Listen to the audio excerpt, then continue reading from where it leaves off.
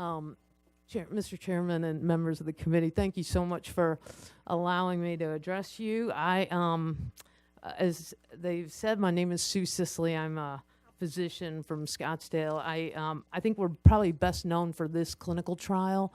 It's an FDA-approved, randomized controlled trial looking at 4 different strains or phenotypes of whole plant cannabis in military veterans that have post-traumatic stress disorder. So this is a study that's taken us 7 years to get through the entire regulatory process to finally be enrolling patients this year.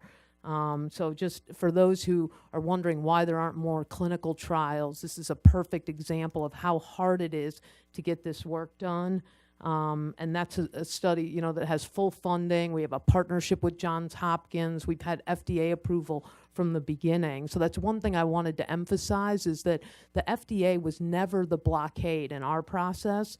They were the first agency we went to. They worked collaboratively with us. They warmly welcomed this study. They're physician investigators primarily who care about seeing whole plant cannabis put through the entire FDA drug development process. So they were not at all a hindrance. They collaborated with us to improve our protocol, and ultimately they, within 6 months we had FDA approval. It's all the other agencies that come after the FDA that systematically impede this process. All of the law enforcement agencies that were required to get approval from us, particularly the DEA, the National Institute on Drug Abuse, all these relentless layers of government red tape that have no timetable. So the FDA at least is on a 30-day timetable. All these other agencies can take years to approve you, and that's why we were stymied for so long. So that's important. I want to address that further. Maybe in the Q&A we can talk about that more.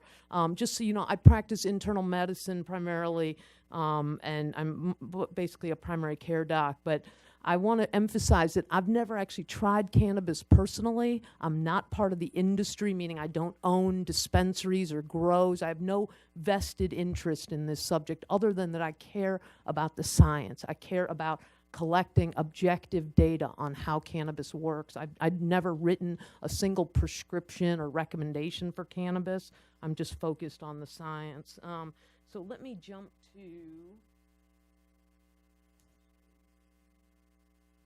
This is the actual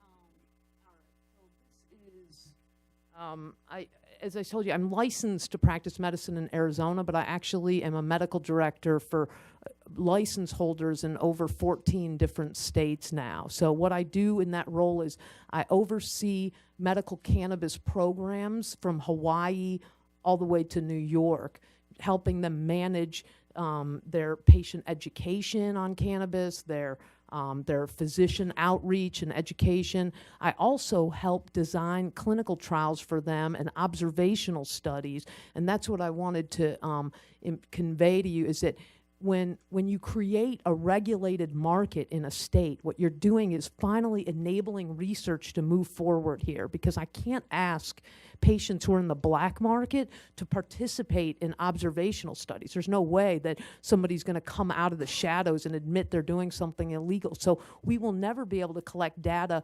in unregulated markets. But now, if this bill passes, you suddenly have instantly advanced the opportunity for science here, where you suddenly have legitimate card holders that can come out of the shadows and participate voluntarily in clinical trials and observational studies, and that's what I do in these different states. This is my DEA license, so as the folks who preceded me mentioned, they also have a Schedule I license from the DEA to conduct. This enables me to buy research from the federal government and do this, these kind of randomized controlled trials. Since I'm from Arizona, I just want to highlight our program because I think we're a similarly conservative state like you. I'm a lifelong Republican. Most of us in Arizona are hardcore conservatives, but we managed to embrace a medical cannabis law over 5 years ago. So we have 5 years of experience running a program, and I wanted to share some of the details of this because I think some of this has been heavily mischaracterized in the press. These are, so you saw the qualifying conditions, but this is a breakdown by percentage. I read somewhere that someone was claiming 90% of our card holders are all qualified under chronic pain. You can see there that that's not true. That it's more close to 70%, which may seem high, but in fact, chronic pain encompasses literally dozens of medical conditions, from ulcerative colitis to diabetic neuropathy to sciatica, from severe lumbar pain to to chronic migraines, things that people who have intractable chronic pain are able to qualify for a card in Arizona, and that has been a crucial compassionate access point for people that I would really encourage you to maintain in this bill. But you can see the variety of other conditions that our qualified patients are covered under. This is also something that I've been hearing a lot. The concerns about having chronic pain in your bill. I'm hoping that this gives you some comfort, because I want you to see that our own director of NIDA, Nora Volkow, the head of the National Institute on Drug Abuse, I attended her lecture where she showed these slides, and I was very pleased to see Nora, who's always been highly, prohibitionist about very anti-cannabis in general. Suddenly, she's coming out, the head of one of the most important federal agencies, acknowledging that cannabis is a legitimate treatment for pain. So, and this was before the NAS report came out. This was a lecture she gave last year, but already acknowledging that cannabis and cannabinoids can be used as treatment for pain. The other speakers before me did a brilliant job of highlighting this crucial report. I just want to mention, to further echo what they said, this is so groundbreaking that this, most respected federal agency has come out publicly and concluded that cannabis is a medicine. And here's, the summary of the report. Basically, those are the three areas that previous doctor highlighted where there's strong scientific evidence, but there's also other areas that had moderate scientific evidence. And I would encourage you to look at moderate to strong evidence rather than dismissing anything below strong evidence, because the problem is that all studies that we do in this country are hindered by the fact that we're required to buy cannabis from the University of Mississippi, which I would submit to you is a very low quality cannabis. It is not comparable to what patients are able to access in retail markets, and it often sabotages efficacy studies. So many of the studies that we see that don't show efficacy, I would submit to you, are because of the fact that we're forced to use this very low quality cannabis. I also was pleased to see that you have PTSD in your bill. I wanted to point out that there is a substantial amount of scientific literature already published in peer-reviewed journals supporting the use of cannabis for PTSD. Yes, there are other studies with conflicting data, but I will give you an example of an observational study here. This was a physician in New Mexico, followed 80 veterans through the New Mexico Medical Cannabis Program and documented a 75% reduction in PTSD symptoms with cannabis alone. That's something I can't achieve with conventional meds. We put these vets through the gauntlet of all kinds of standard meds, and we can't get that kind of reduction in suffering. So this is an example of a case report that we just published. It's coming out in Journal of Dermatology. So a patient of mine who had a large squamous cell carcinoma on her leg. She applied a high THC oil daily for a month, and the repeat biopsy was completely negative, benign. So I was highly skeptical. I couldn't imagine that this would work, but I just want to share that with you because that's what we need, is more physicians publishing cases like this to justify further clinical trials. The only way this can happen in South Carolina is in a regulated market. You can't collect data like this in unregulated, because I wouldn't even know what the patient was getting. It wouldn't be lab-tested cannabis, so I wouldn't be able to publish it. The only way this went through peer review is because I had I knew exactly what the patient was taking, what amount, what dose. That's what you get the benefit of a regulated market. I know I'm short on time, so I'm just going to finish with two other points. The endocannabinoid system is the most important homeostatic mechanism in every human body. It's something we never learn in medical school. We're never taught. It's not part of our core curriculum. And I think that's why if you encounter physicians who are resistant to this idea of cannabis as a medicine, that's why, because they've never been exposed to this concept in training. But we now know that cannabis is one of the most complex plants out there. It's got over 400 bioactive molecules all working together synergistically. That's what we call the entourage effect. It's a very appropriate name. All these molecules working in concert with each other to produce a very robust therapeutic impact. I'll give you, I'm just going to finish with this. This is an example of a study my colleague Don Abrams did looking at HIV neuropathy. So he was basically a pain study where they used cannabis from the federal government. They forced patients to take a fixed dose. That's the challenge with all of our previous efficacy trials over the last 4 decades, is that we've always made people take, in this case, 50 milligrams 3 times a day. That is very excessive for patients who aren't used to this. That could, cause them to, any therapeutic benefit they have would probably be eclipsed by all the side effects. And that's why I want, when people ask, how do you dose this? This is the beauty of botanical medicine that enables patients to self-titrate. Patients start with the tiniest amount. The old adage, start low and go slow. That's how this works. Patient self-titration is the exact delivery method we use in our FDA trial that I'm currently conducting. The FDA approved that mechanism. The FDA understands that patient self-titration is critical to enable us to get a better understanding of how this plant really works. The problem with this trial, even though he did show significant reduction in pain in these patients, he also showed huge side effects from this because we were forcing people to take way more cannabis than they actually needed. In many cases, I have patients who can use a minimal amount, who can vaporize a tiny dose of cannabis at night, and that covers them through the night and through the next day. So that's one of the challenges when you question why aren't there more efficacy study, showing clear effectiveness. That's why, because all the old studies were designed with fixed dosing.